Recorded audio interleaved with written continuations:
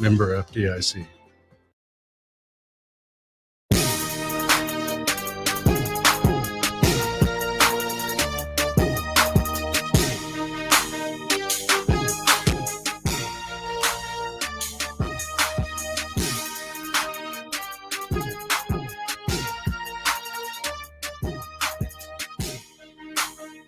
Jake Buckelman in studio with you here on 93.7 The Ticket, as this is your Hoops postgame show here.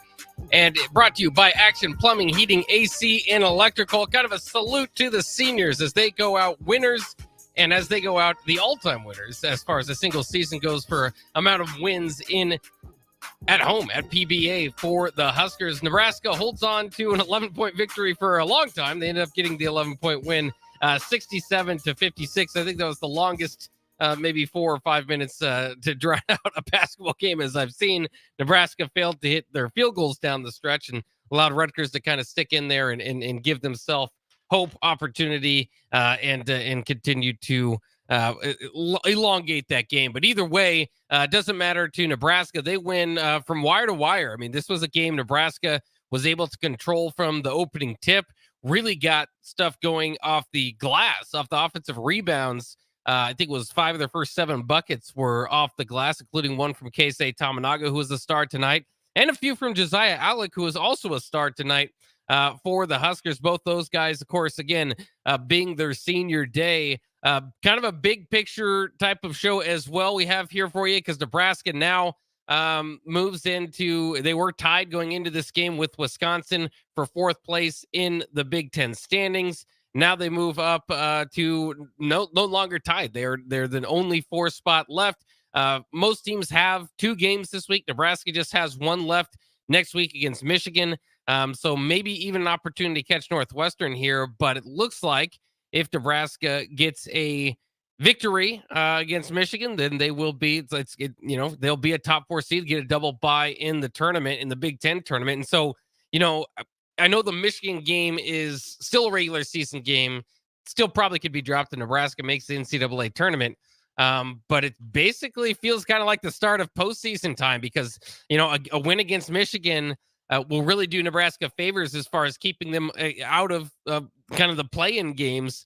So that kind of feels a little bit like a playoff game as well, just because of the playoff stakes that will be on it, or the postseason, I suppose, as we call it in college hoops. But, so we're kind of at that season, and Nebraska, of course, had to get one more win today at home to finish with 18 wins at home this season.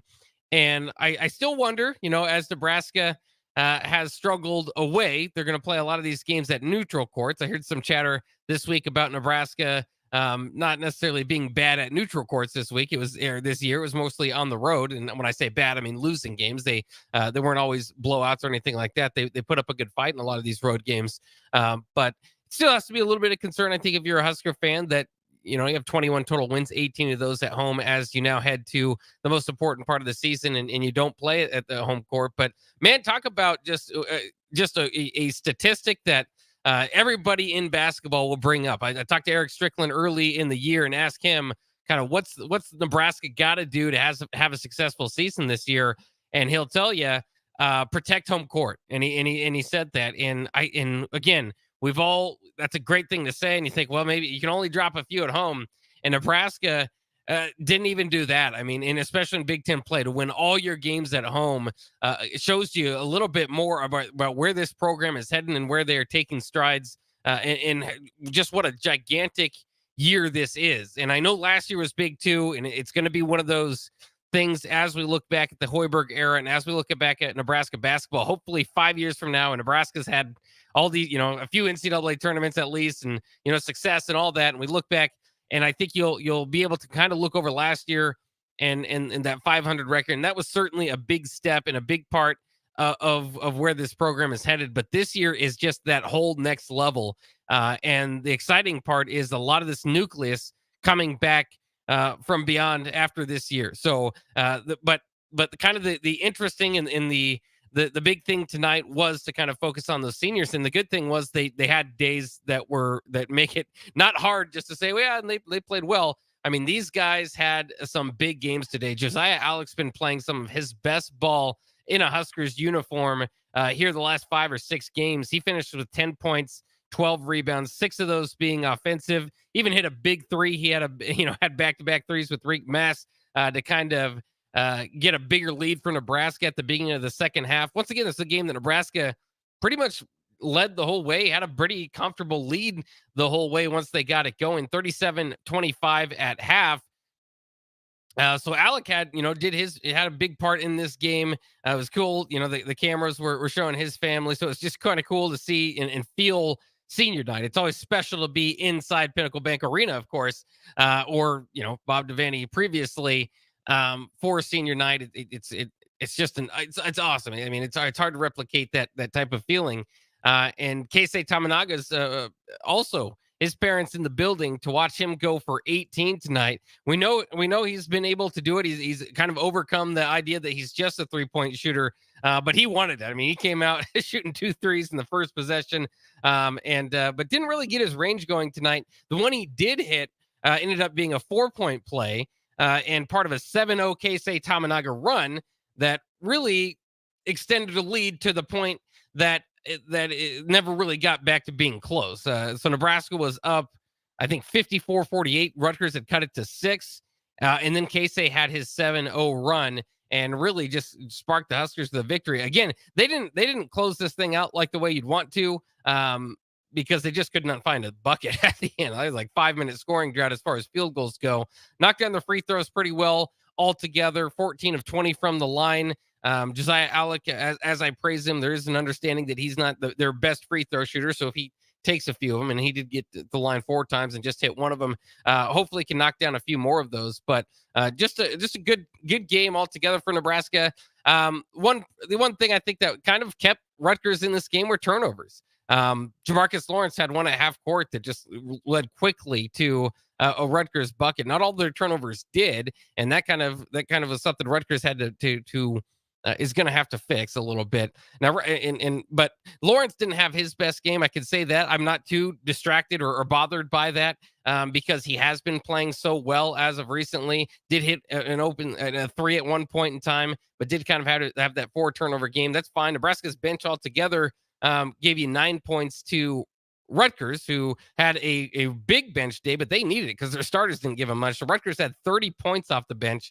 Nebraska had 9. A good note from that is Wilcher didn't go off for like a crazy amount or anything, but he did knock down a couple threes, 2 of 3 from beyond the arc for CJ Wilcher, who also walked for a senior night. He's graduated, has, of course, another year of eligibility. Hopefully, I mean, all Nebraska fans hope to see Wilcher back. And Coach Hoiberg said as much earlier in the week, not to really read too much into whether guys are walking or not. I mean, if you graduate, you might as well go out and walk and have some fun and celebrate. So I would read too much into that for CJ Wilcher. But I think turnovers were the one thing that kind of stuck out for Nebraska, taken away from being a clean performance. But either way, you get a double-digit win. You're happy with it. And again, a lot of this is kind of the big picture talk, where this moves Nebraska forward. 12-14 assist to turnover ratio, though, as part of that struggling turnover day. But in any case, they were still able to get it done. Rutgers, as I mentioned, and you got to give credit to Nebraska's defense here. Rutgers, this is part of who Rutgers is. They don't really have any. They've got leading scorers, like you've got to, Hyatt and Amari. You've got to have those just in the statistics, but they don't have guys that necessarily they lean on from game to game. I mean, their leading scorer, I think, averages like 11 points per game, and then from there you've got like 8 deep of guys between 6 and 11 points or something like that. So, but Nebraska did a good job of shutting down their starting 5, other than Williams, who has been a spark for them as of late, who had 14 points. Their other 4 starters only combined for 12 points. And you look at their 3-point shooting altogether for the night, 4 of 25 for Rutgers. 2 of those were from Griffiths off the bench, and 2 more were for Fernandez. So their starting 5 even shot 0 of 11 from beyond the arc. So tough kind of day for Rutgers. And they've been, and this is what I wanted to see, by the way, is Rutgers has been struggling keeping games competitive over the last 5 or 6 games. They've kind of had some losses. Now, they did blow out Michigan, which is good news for Nebraska, who plays Michigan next. You have to think Michigan's all but checked out. They also lost to Ohio State today. But they've been kind of getting blown out in their losses. So I'd like to see that from Nebraska again. Probably could have hit a few more shots there down the stretch to make it a bigger margin, but you'll take the win. You'll take the victory, the celebration on senior night, the 18 home victories, and moving on. And a lot of people, by the way, also thought that this team needed to get to 21 wins. Like that's kind of your magic number, and they're there. Again, we haven't really been sweating because Nebraska has been able to put themselves in a position to all but likely make the NCAA tournament by getting to 21 wins eventually. But it's one thing to say, yeah, it's likely, and here it comes, and we don't have to worry about the bubble. It's another thing to get it out of the way and really not kind of sneak their way into the top 4 of the Big Ten, not maybe, somehow get it. I mean, Nebraska is in a position here with Wisconsin's struggles as of late to legitimately feel like a top team in the Big Ten, a top contender when they play this tournament. Now, of course, Purdue's going to be at the top. Illinois is starting to, get things going. I mean, they're really hot shooting. But another note there that I thought was funny that I saw over the weekend as well is that at least heading into the day, and I don't think it's changed, is the top 7 teams in the Big Ten are all from the Big Ten West, which of course matters more in football than anything else. But for the Big Ten West, having struggled so much in football over the years, I thought that was kind of a good note because the Big Ten East just beat them up. So it's a little bit of revenge for the Big Ten West, and Nebraska, a big part of that. We do have Austin Orman jumping in the studio as well. We've got about 13 more minutes until we've got Ricky C. Simmons coming in the studio for his show. So we're just going to keep it right here. No need to jump to commercials. We could just bring Austin right in and talk as long as we can about this Huskers victory, this big victory, a home victory over the Rutgers Scarlet Knights, and a big performance again from both their seniors. I say both. They have another senior as well in Boogie Coleman, who did not get to play today, but hasn't been in the rotation. And that, it's not often that we talk about Boogie Coleman at this point in the season, but it is kind of easy to reminds me of early in the season when we were talking about how the team was so deep that there is going to be somebody or some bodies that are left out of the rotation. That ended up being Boogie Coleman from all reports. I mean, he's an excellent teammate for his 1 year here in Lincoln. So all 3 of those guys celebrated, as well as CJ Wilcher, again, who walked on senior night tonight. But Austin, we bring you in. What are your initial thoughts for Nebraska getting their 21st victory in the season and 18th at home? 21 is big, undefeated at home in conference play. Absolutely an achievement. I think the last time they went and did that was 2013-14, or they were close. I don't remember if they actually got the thing done going undefeated at home, but it was an incredible job at home all year. This game specifically, the first really 2.5, 3 minutes set the tone. Nebraska got out to that big lead. The Mass put back, the Alec put back, the Alec two-handed slam, timeout Rutgers 3 minutes in. That was the energy and the spark Nebraska needed early in this game. The second half was really just a slop fest. It was a boxing match in that second half, and that's how Rutgers wants to play. They end up winning the second half by a point, the Scarlet Knights do. But Nebraska did a good job in that first half. I think they ended up shooting over 50% from the floor. At least they were at one point over 50%. Getting the numbers put up. Yeah, they were 53.6% at halftime, 15-28. Nebraska did a good job in that first half offensively. We knew what we were going to see from Rutgers in the second half. That they were going to crank up the pressure. They were going to be physical. And even though Nebraska got up 15 points, got up 17 points as its largest lead, you kind of feel the rumbling in the crowd of, okay, one more bucket and this one's over. One more bucket and this one's over. No, that's not how Rutgers operates. One of the toughest bunches in the Big Ten. They're not going to be an NCAA tournament team this year, but that DNA is still there. Rutgers is not good offensively. Bottom 15, bottom 10 in terms of offensive rating in the entire country. Everyone, not just in the Power Six. They're not that good at offense, but Bach, you saw them possession by possession crawl back in it. Griffiths hit a couple big shots. Fernandez hit a big one. So Nebraska needed to find a way to finish. It wasn't pretty at all times. They played a Rutgers style of game in the second half, but Nebraska did enough in those first 3 to 6 minutes to give itself the cushion and then just kind of keep Rutgers really at arm's length from there. They never got it back to within one possession and got down to 6. So no, it wasn't exactly a, teach tape clinic on how to finish a game, but it was good enough. Yeah, I mean, it took a long time for that to finally end, and it was kind of funny because I was sitting back thinking, because we kind of on a time crunch to see, like, are we going to get get some time in here? Oh, we ended up doing so. By the way, and it was mentioned on the broadcast a few times too. If you're used to kind of Rutgers playing their role in the Big Ten, and you know they've had some good teams, the Geo Bakers and here and there, but they've got 2 top 10 recruits coming in next year. So Rutgers is going to be an interesting team moving forward. And that was mentioned on the broadcast a few times too. So I think that's kind of interesting to look at for further note for the Scarlet Knights. I'm very curious on that. My dad was texting me about that same thing. Incredible players. I know Dylan Harper is going there. Ron Harper Jr.'s younger brother. And Ace Bailey is the other one. I'm sure Dylan Harper knows in his head what it's like to play Rutgers basketball, been there plenty of times, can get stories from older brother. It's one thing to know it with your head. It's another to buy into it in your heart. You know, like Rutgers has done year after year with Steve Peichel. Ace Bailey's kind of the wild card. So yes, it's probably 2 of the most talented freshmen walking onto campus Rutgers has ever had. But I don't think that necessarily makes them, surefire successes. I think they're going to have growing pains. They've never been asked to play this much defense. They've never been asked to sacrifice this much for the good of the team. So it wouldn't shock me if Rutgers has some growing pains, especially as those guys who are going to be leaned on to carry that team offensively kind of grow into their role. Because Steve Peichel's not compromising. He's not giving up, those 2 guys and say, oh yeah, just go get buckets. Everyone else will defend. No, you have to buy in to play Rutgers style basketball. So it wouldn't shock me if Rutgers is a lot better in late February and March than they are in November and December. Yeah, look for them to maybe make a run next year around this time. I could definitely see that happen. As we know, kind of with the Bryce McGowan situation or Delano Banton is, you get talented players, won't necessarily make the team.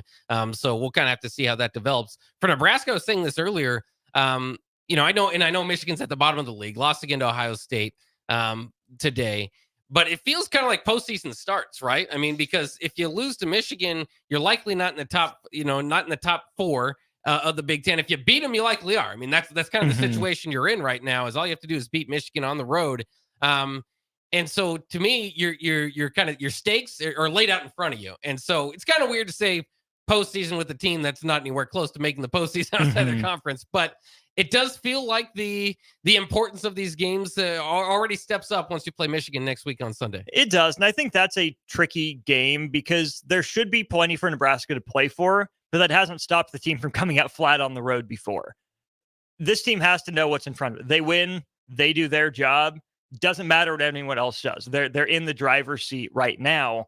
But I mean, Doug McDaniel did play on the road today for Michigan, which he hasn't been doing because of that 6-game road-only suspension. It was strange. Really weird, but he'll be back. Nebraska got to look at him last year, but they already played Michigan once without him. They're going to be a different team. Doug McDaniel does some really nice things for them. So it's going to be a similar yet different Michigan team that Nebraska can't take lightly. You can't just go in there and say, we're looking ahead to Minneapolis. We're looking ahead to Selection Sunday, which is in 2 weeks, by the way, which is just incredible to think about, that we're that close, just around the corner, really. But you hope that Nebraska brings the focus it had in the first 20 minutes. Really give them credit for the first half tonight, because there is enough left for this team to play for, right? If you win, you might keep Wisconsin out of the top 4. You might keep Northwestern out of the top 4. You might keep Iowa, who's suddenly resurgent, out of that top 4. But again, it doesn't matter what those teams do as long as Nebraska, packs its lunch pail, first one in, last one out in the Chrysler Center. Well, and it's interesting too, because there has been this kind of rank and order with Purdue and Illinois at the top, and that's fine. Wisconsin's fallen out of that from being, they've lost 7 of 9. They're really struggling right now. Played a good game, just didn't get the win in their last game here. But Northwestern too, in Nebraska, and they split with Northwestern, but Northwestern's kind of felt, just because of the standings wise, and they were always just a little bit ahead of Nebraska, but it feels like you're kind of pulling in there. It's like, we could see it where Nebraska is kind of that third team, especially with how hot they've been, to look out for in the Big Ten tournament. Now, let me ask you, for a few guys playing today, some different thoughts here. Josiah Alec probably playing his best ball these last couple of games under Husker uniform, you think? Really good job by Josiah Alec. This was probably the best version of him we've seen. Not doing anything special, right? Just really leaning into being Josiah Alec. Hustle plays all over the board. Didn't, try to create too much on offense. Hit that corner three that was big. Still missed free throws. Got to find a way to shore that up if possible. But this was one of the most Josiah Alec games we've seen, and it's just what Nebraska needed. Bryce Williams is another one I'm interested in. 8 points today, seven rebounds, 3 assists. Just hasn't been as much on the attack. 5 field goal attempts today. Do you like this kind of version? It's kind of been seemingly since he's been moved into that starting point guard role, if you will, that he's maybe been looking for a shot a little bit less. Nebraska's been doing well. But I guess I feel like it's fine. I mean, because he can turn it on maybe when he needs to, if he has to go back to the guy that needs to hunt for shots. They can, but Nebraska also hasn't run as much off-ball action for him because he's been asked to bring it up. We saw it in the first 10 games or so. Nebraska would start Bryce Williams in the corner, run him off a couple screens, get him into that mid-range game. He's not necessarily the quickest guy off the dribble, so I don't know if the high pick and roll is necessarily his game. And that's where most of his opportunities are coming now. So other guys can keep pace with him. He's a good shooter, not a great shooter. So teams are okay, playing their big man and drop, or like Rutgers did, they'll hedge really far out and make him into a passer. So I think for the most part, Bryce Williams is making the right play. Even though he didn't hit a field goal in the second half, 4-4 at the free throw line. That's huge. Also had 4 rebounds, 3 on defense, 1 on offense, blocked a shot, played 19 of the 20 minutes in the second half without a turnover. That's the key, right? Bryce Williams is old enough. He's savvy enough that, maybe not his most impressive box score line, but I think Bryce Williams made plenty of winning plays tonight, despite, not hitting a field goal in the second half. Yeah, I would agree. So, I mean, it's fun to see where this team is headed. Again, we know different roles on different nights, but as long as Nebraska gets the victory, they're going to be happy. And that's what they did here tonight, once again, with a 67-56 win over Rutgers. Once again, program record, 18 home wins now for Nebraska, 21 wins overall. Their resume sitting pretty for the NCAA tournament. And once again, they're in the top 4 of the Big Ten, which means they could get the double bye if they beat Michigan on Sunday. That will be their next game. That will be our next check-in here with you on the Hoops Post-Game Show on 93.7 The Ticket. Thanks again to Action Plumbing, Heating, AC, and Electrical for sponsoring us all season long. We've got no more from Pinnacle Bakery, at least let's hope, because that would mean the NIT. But great year. I'm sure everybody that worked those games, thanks to them as well as everybody, senior night. It's kind of a big night for everybody. But that'll wrap it up for us. Get your happy on with Ricky C. Simmons coming up next year on 93.7 The Ticket.